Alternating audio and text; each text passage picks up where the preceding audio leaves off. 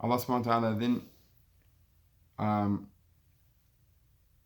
in Surah Al-Muzammil, Allah subhanahu wa ta'ala, He commanded the Prophet sallallahu alaihi wasallam to tabattal ilayhi tabtila, as in ayat 8, and devote yourself wholeheartedly to Allah subhanahu wa ta'ala. So this is the personal, this is the reform of the individual. And then in Surah Mudathir, Allah subhanahu wa ta'ala commands the Prophet sallallahu alaihi wasallam to stand up and warn. So there's a relationship between Surah Al-Muzammil and Surah Al-Muddathir. So Allah says, قُمِ اللَّيْلَ إِلَّا قَلِيلًا, stand up and at night except for a little bit. And then he explained, what does it mean, stand up the entire night except for a little bit? He said a little, he said half. So if someone prays half the night, then you can say that he prayed the entire night except for a little. He says, أَوْ انْقُصْ مِنْهُ قَلِيلًا, or decrease a little bit, that's 1/3. أَوْ زِدْ عَلَيْهِ, or increase, that's 2/3 of the night.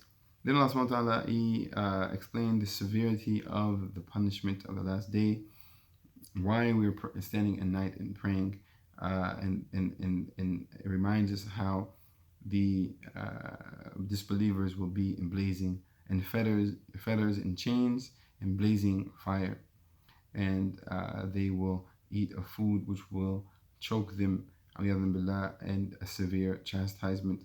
And Allah subhanahu wa ta'ala reminds us of the day that the earth will move with a violent commotion, and the mountains will be like heaps of dust.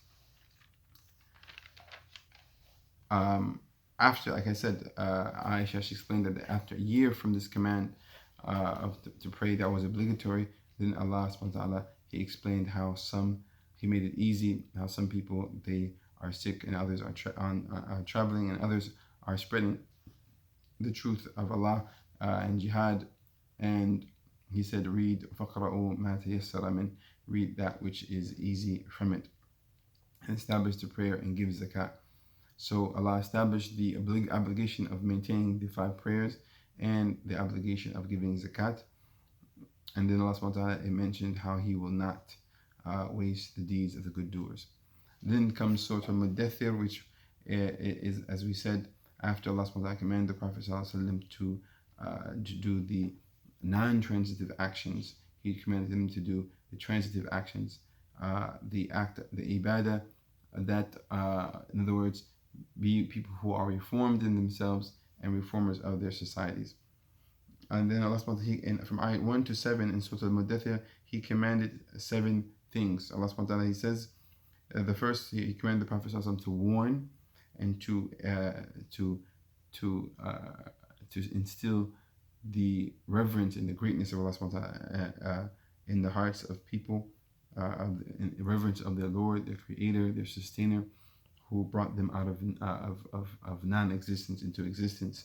And then number 3, to leave off shirk and impurity and anything related to jahiliyyah, that's against morality. And then number 4, to be people who are detached from the dunya, not seeking the dunya with the da'wah. And 5th, Allah says, وَلِرَبِّكَ فَاصْبِرْ, and be patient for the sake of your Lord. And then Allah reminds the Prophet ﷺ and the believers of the day in which this life will be destroyed and will come to utter destruction. So therefore, we should not be people who are attached to this life. And then Allah subhanahu wa ta'ala, He explained how the disbelievers on that day, they will have a adab, they would have a punishment and increasing. سأرهقه سعودا, I will increase him in punishment. I will put on him the burden of growing punishment. And Sa'ud also means to climb, and some scholars they say that the people in Jahannam, they will be punished, and to climb, they'll be trying to climb out of Jahannam, and then we put back in Jahannam. Allahu A'lam. This is ayat 17. And Allah subhanahu wa ta'ala also explains how those who disobeyed him in this life and he took pleasure in this life without being thankful, how Allah subhanahu wa ta'ala will not increase him except for punishment. So this is referring to ayat 17, Sa'uda, increase in punishment. And then Allah explains the severity of the punishment, and that that the fire will not leave anything on the body except that it burns it, and that it will. One of the description of the fire is that lawahatun al-bashar, it will darken and burn and scorch the skin. Then Allah mentioned the wisdom of 19, and that there are 19 angels guarding the fire. And this is because the Jews came to the Prophet ﷺ, the Jews in Medina, they came to the Prophet ﷺ, and they asked them about the number of guardians of the fire, and the Prophet ﷺ told them that there are 19. And then he asked them, what is the soil in paradise? And they said it's bread. But they were wrong, because the Prophet didn't explain to them. And some of them said, ask Abdullah ibn Salam, he's the most knowledgeable of us. He was the Jewish scholar who became Muslim. And the Prophet, as an authentic hadith, described the soil of paradise, that it is soft and white like that of flour, and it has the scent of misk. May Allah not deprive us, Ya Rabbi. Ameen. May Allah give us Jannah Firdaus, save us from the punishment. Ameen. Without any, may give us Jannah Firdaus without punishment or reckoning, and those whom we love. Then Allah subhanahu wa ta'ala, so that's an indication of that he says, وَمَا جَعَلْنَا عِدَّتَهُمْ إِلَّا فِتْنَةً لِلَّذِينَ كَفَرُوا. We made the numbers a fitna for the disbelievers, and also for the believers for the people of the book to know for sure that the Prophet is a prophet, and in other words, that he's a prophet, and also for the believers to increase in their iman. So it's a confirmation for the iman of the believers, and it is a cause for the disbelievers and the hypocrites to be tested.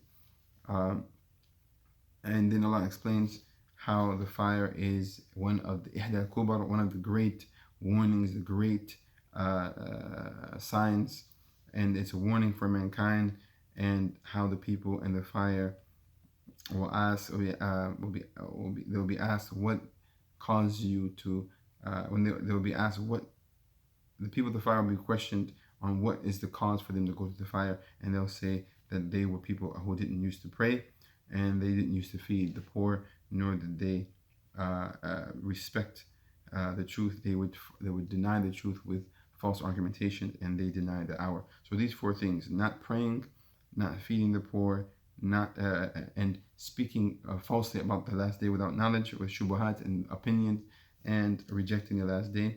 So if you want to go to paradise, then establish the prayer, give charity to the poor, do not reject the truth with opinions of men, and do not question the last day.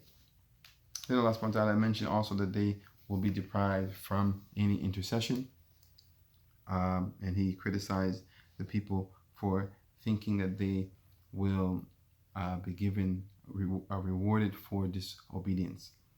That's the end of Surah Al-Mudaththir. Then comes Surah Al-Qiyamah, and in Surah Al-Qiyamah, Allah subhanahu wa ta'ala, he mentions, he swears by Yawm Al-Qiyamah, the last day, and he swears by the self-reproaching soul. And the self-reproaching soul consists of the nafs al-ammara bisu and the nafs al-mutma'inna. So the soul that calls every soul, everyone has a self-reproaching soul. So the disbelievers, the soul that the disbelievers, it condemns them. It would condemn them on the last day, or condemn them for doing evil, and or it's reproaching. It would lawama. It would condemn. It would call them to do evil, and the souls of the believers, they nafs al-mutma'inna, it will condemn them and reproach them until it enters them into paradise. So everyone's soul is reproaching them. Some calling them to do good, and others calling them to do evil. And we have these states in us. Sometimes we have the nafs al-lawama, and sometimes we have we have nafs al-ammara bis-su, on the soul that causes us to do evil, and other times we have nafs al-mutma'inna, the soul that causes us to do good. So this is the self-reproaching soul, and Allah swore by this that He will gather the bones of the people, and that He condemned those who think that Allah will not gather their bones and assembly them, that Allah is capable of even restructuring and bringing back their very fingertips. And then Allah subhanahu wa ta'ala mentioned how man wishes to betray their promise to Allah subhanahu wa ta'ala, wishes to do sins and continue to do sins. And then Allah mentions the state of the last day, how people's eyes will be dazed, and how the light of the moon the moon will lose its light, and people will call out, where can we run to escape Allah subhanahu wa ta'ala. He says, Kalla la he says, Kalla la wazar ila rabbika yawma idin mustaqar. There's no escape to your Lord is the mustaqar. You will stand before Allah subhanahu wa ta'ala to be questioned. And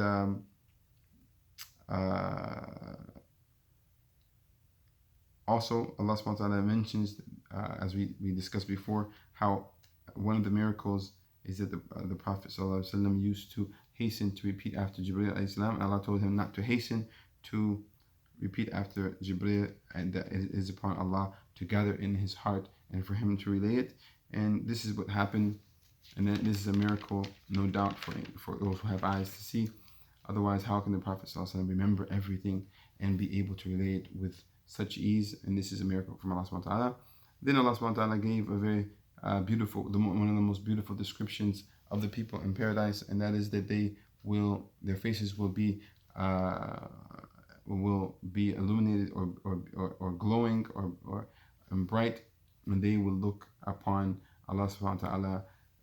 May Allah bless us to be amongst them. And others, their faces will be dark, and they will be sure that they will be seized by a unbearable chastisement. So you can imagine the contrast in the faces on the last day. Also, mentioning the witness of Allah, the seeing Allah's face, the reward of seeing Allah's face on the last day, and in Jannah, there is no doubt about it. There's consensus about it.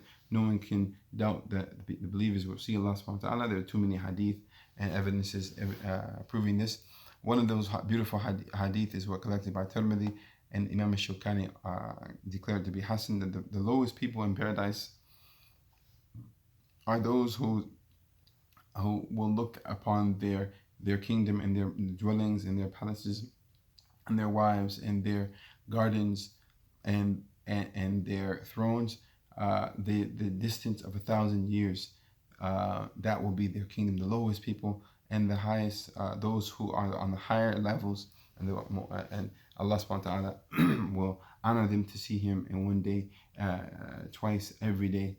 May Allah subhanahu wa ta'ala, we beg Allah by His beautiful names and attributes and by His noble face to honor us to see Allah subhanahu wa ta'ala in the highest level of paradise, and to be from those who see Allah twice every day, in the morning and in the evening. Ameen. Then Allah subhanahu wa ta'ala mentioned and described the state of the disbeliever, the soul as it's leaving the body, and how they will be sure, they will look for someone to save their life.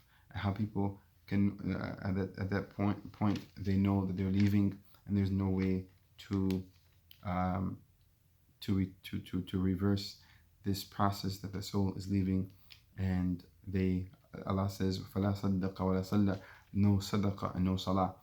And this indicates, as in other places in the Quran, how in times of death, the importance of sadaqah for those who are dying, how Allah puts sadaqah before salat, how they will regret that they did not give charity and did not pray. And otherwise, why did Allah say فَلَا صَدَّقَ وَلَا صَلَّى?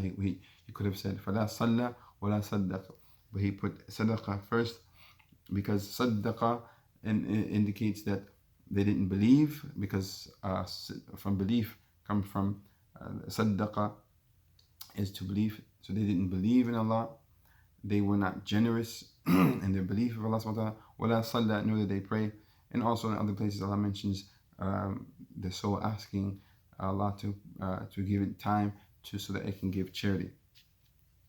And next comes Surah Al-Insan and then Mursalat. Surah Al-Insan, Allah subhanahu wa ta'ala, He describes the details, the very detailed description of paradise, to the extent that in some narrations, one of the Habashi Muslim people who came accepted Islam, when he heard the Prophet recite the surah, he passed away, he died, and the Prophet he said that he died out of yearning for paradise, longing for paradise. And Allah subhanahu wa ta'ala in this surah describes paradise in very long ayat, explaining how the people will be, their faces will be illuminating, bright, and they'll be given happy. They'll have joy and radiance in their faces. That they will have gardens, and that there will be no sun, no extreme heat, no extreme cold. They'll be covered with shade, long, extensive shade. How the gardens will, the fruits will bow down or come down for them to be excessive, and how they would have springs of kafur mixed with wine, and how they'll have springs of zinjabil or ginger. And all of these are realities of the hereafter that don't resemble this life. And Allah called the spring of ginger salsabila, but then He described the people of Jahannam, how they'll be in salasil. So you have salsabil for the people of paradise, and then you have salasil, yokes and chains, for the people of the fire. Then in Surah Al-Mursalat, Allah subhanahu wa ta'ala swears by the Mursalati Urfa, the winds that flow gently, and then the wind that flow violently, and then the winds that spread that which Allah commands them to spread. وَالْفَارِقَاتِ فَرْقًا فَالْمُلْقِيَاتِ ذِكْرًا, the ayat 5, the angels that spread and bring the remembrance to the prophets as a warning, udhran, as a warning, or nuzra, or udhran, giving glad tidings to the believers and a warning for the disbelievers. Then Allah mentioned how the light of the stars will be put out and the sky will be destroyed, and how Allah will alter the creation to another creation. And then that day is Yawm al-Fasl. People will be gathered or separated. On that day, the believers will go to paradise and the disbelievers will go to the fire. And then Allah mentioned the severity. This is a warning. He mentioned wail, woe, over 10 times in this surah. And then Allah mentioned how the fire will have sparks like traveling camels. And this, whoever wants to see the fire, the Yawm al-Qiyamah, as if he's looking at it, read Surah Al-Mursalat. Alhamdulillah, now we have finished the 29th juz. Inshallah, may Allah forgive us and have mercy upon us and make it a witness for us and not against us. Alhamdulillah. Assalamu alaikum wa rahmatullahi wa barakatuh.